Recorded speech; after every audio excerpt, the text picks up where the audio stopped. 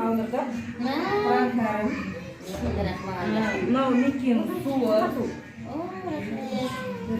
Мынау тәсбих. Мынау электронный тәсбих бар.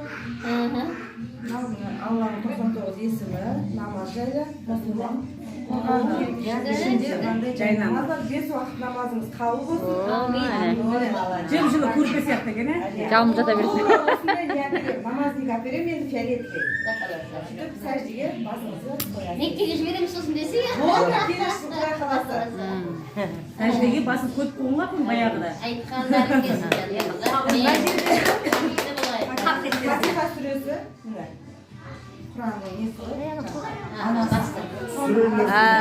Күшті қабыл болсын. Иә, тамаша, тамаша. Иә. Алла Тағала екі дүниенің бақытын нәсіп етсін, анашым деп Русланның специально Заказ ба? заказымен